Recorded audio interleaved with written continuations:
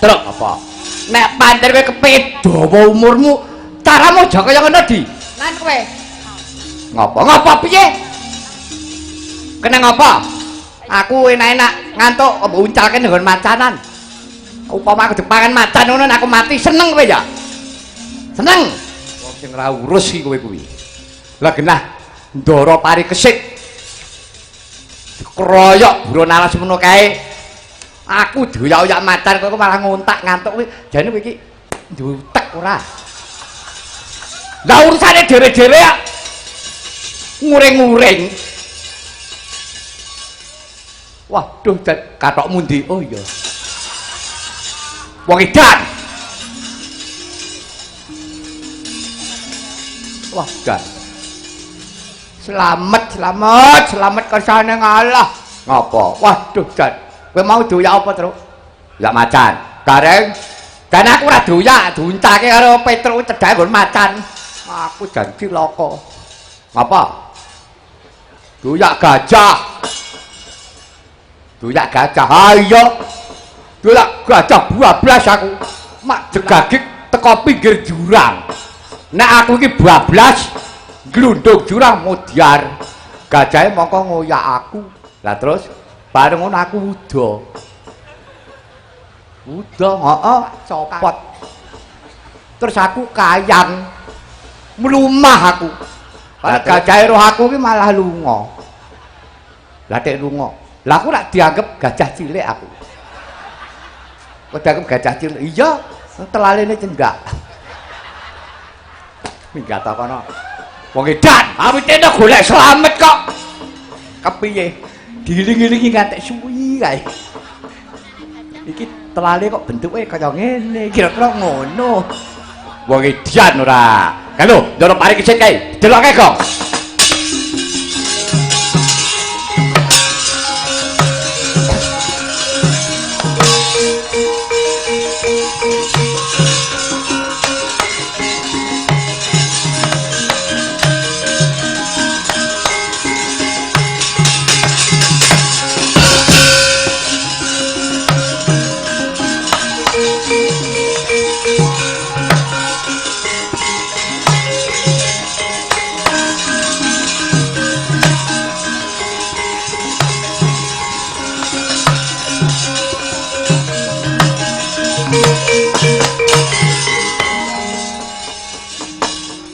berkah pengestuning Kyai Badranaya. Kyai nadyan to aku iki dipiloro dening kewan, nanging aku iki isih kuat. Jalaran aku pinaringan kasekten kelawan Kanjeng Hyang Prabu Sri Bagindo Maswapati. To sing balung kuleting kulit. Nggih, niku nggih sae. Ning ngaten nggih Gus. Sampeyan kula aturi priksa nggih. Sampeyan kuat niku rak mung mandhek kekuataning raga, tegese kekuataning lair. Sampeyan durung kanggo kekuataning batin. Kekuataning batin niku ngluwihi saking kekuataning lair, Gus. Gumantung menungsane iso nggunakake apa ora. Tarak brata apa ora tau ngeningke cipta napa boten. Ngeten? Iya Kyai. Lan malihipun kewan ku jane boten galak, macan kok ora nyokot, kula kuwi ya ora nyokot, nek ora dijarak, nek ora kaget. Ngaten lho. Iya. Nah, kala mangsane wong dicokot ula, niku mergane ulane nggih kaget. Upama kepidak petite banggel, mergane kaget niku wau. Dadi menungsane niku mboten gawe kapitunaning liyan utawi malih ora jarak karo kewane jane nggih mboten napa-napa. Semanten ugi sardula macan niku nggih iso disanak waton, wonge niku nggih mboten ganggu gawe kali macane, macane nggih mboten ganggu gawe. Nek dipikir sing sak tenane malah apik kewane timbang menungsane. Kewane niku iso ditata, mengke nek lulut niku iso dadi kanca, dadi ruwang. Tuladhane penan priksa sona. Sona niku asu.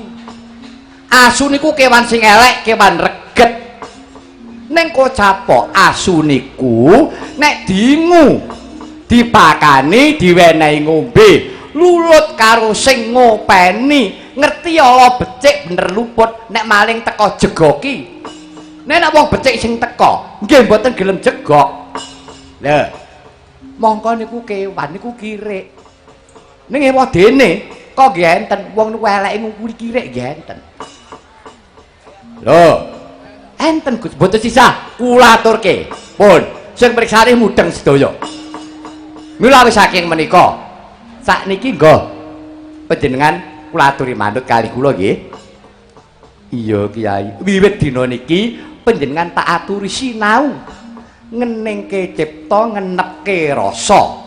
Nenuwun kalih Gusti sing gawe urip jroning batin aja ditanduri rasa jubriya, aja ditanduri rasa sujana, aja duweni rasa dendam kali sinten mawon, aja duwe rasa gething kebungsen mawon. Nadyan niku kewan. Nggo dibuktekke sik. Mengke kula kandhani. Kula bisiki mang tindake nggih Gus. Iya Kyai.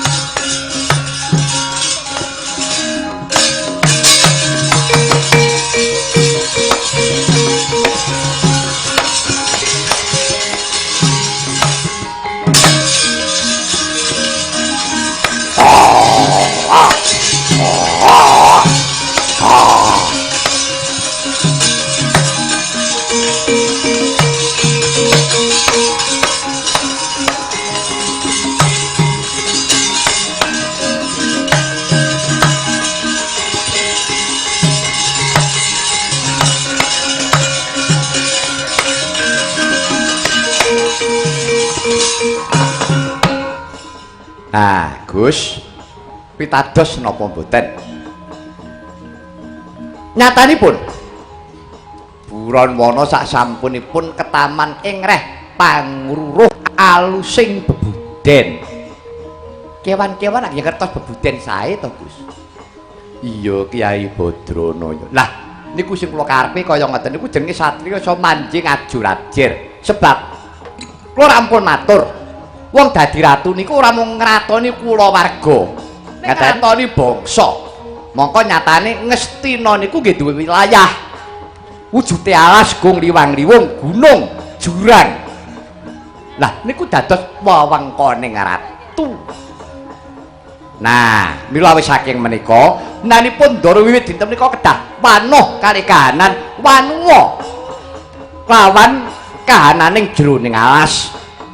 Sinau karo lelakon, ora mung sinau karo menungsa do menungsa kala mangsane sampeyan niku nek sinau menungsa do menungsa sok diklerokke. Nek sampeyan sinau karo kahanan, pun niku genah mulus. Sampeyan weruh menapa kemawon ya kuwi kasunyatan. Iya, Kyai. Pun dinten niku mengki kewan-kewan pun bali manut kalih pangreh sampeyan.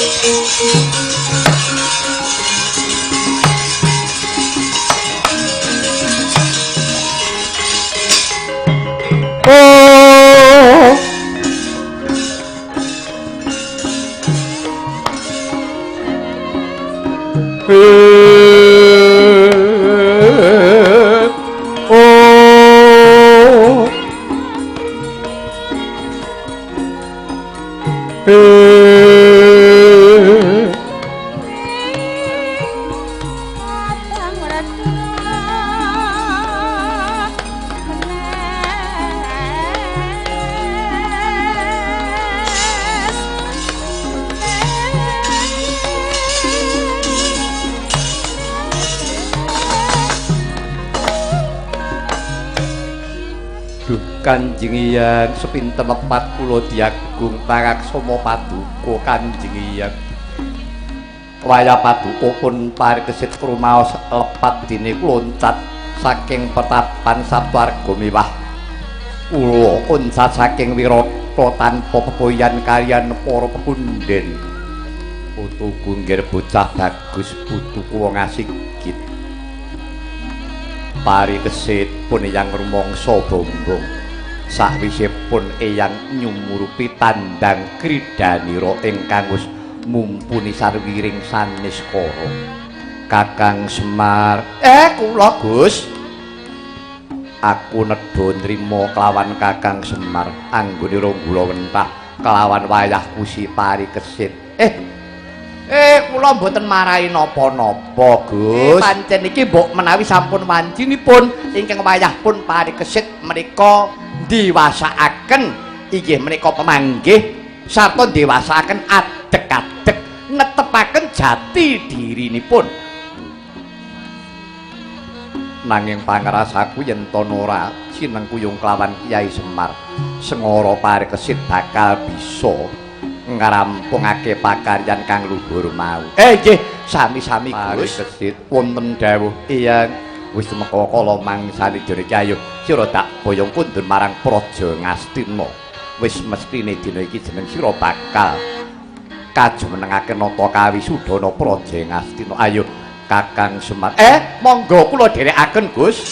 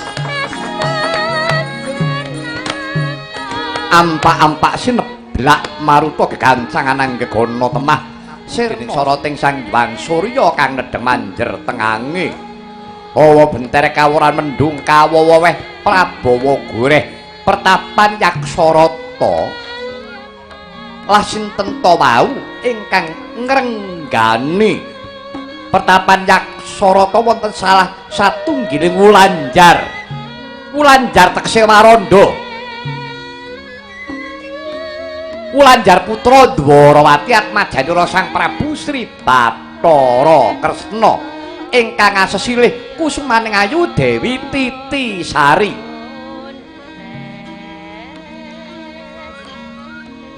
Priwusnya tinilar gugur wonten madyaning palagan ingkang raka nggih Bambang Irawan. Ing mangke Sang Kusuma Dewi datan kersa anglampahi palakrami pilaur momong kelawan ingkang putra Bambang Wiratmaka ingkang dinten menika sampun kawis tingadus Jaka bagus warnane.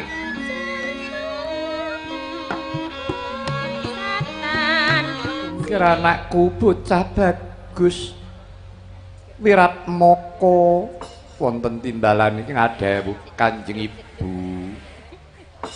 Dawas padake jeneng sira kulup beneh lawan padatan. Ora tajem polatanmu, ora jenak lungguhmu. Goreh rongeh selagamu eneng apa nggih Wiratmaka kowe matura kelawan pun Ibu. Duh Kanjeng Ibu jimat sesembahan kula Ibu pepunden kula mangke prapteng delahan. Mugi andadosna ing kauningan. Pramila ingkang putra beneh lawan padatan. Estunipun ula menika mirengaken pawarta menawi negari Ngastina menika badhe wonten wisudan Narendra kajumenengaken nata namung kemawon pawarta ingkang kula tampi Narendra kala wau taksih jejaka dereng kagungan garwa sarta yuswanipun kinten-kinten sami kaliyan kula. Aduh Ibu, kula kepengin sanget lumawat dhumateng negari Ngastina, kula badhe kepengin nyemrapi nak yenaken pawarta menika kala wau Kanjeng Ibu. Pramila dinten menika kula nyuwun idi pangestu sarta parilah dhumateng paduka Kanjeng Ibu. Mugi-mugi wonten lunturing sih keparingipun Kanjeng Ibu paring pangestu dhumateng kula. Kula kepengin sanget badhe ningali jumenengan nata wonten negari Ngastina menika Kanjeng Ibu. Kira anakku bocah bagus Wiratmaka wonten dawuh Kanjeng Ibu. Iya, pun Ibu ora bakal kabutan paring pangestu. Nanging kebak ing pengati-ati yunggir karana pundenmu kuwi maksih kepareng lenggah ana praja Ngastina. tan wurunga yen to sira kedenangan kelawan pepundhenmu ora bakal bali menyang pertapan Yaksarata. Duh Kanjeng Ibu, tela kula boten badhe supe dumateng paduka Kanjeng Ibu ingkang sampun nglairaken dumateng jiwa raga kula. Malah dinten menika daya-daya nyuwun pamit sarta kula ngeras pantes kepingin kula badhe sungkem kaliyan sesepuh miwah para punden kula. Yen to ati-ati yo nggih tak pepuji marang Jawata, muga-muga sira kinayoman dening Bathara Lulus alah harja lakumu nggih wirat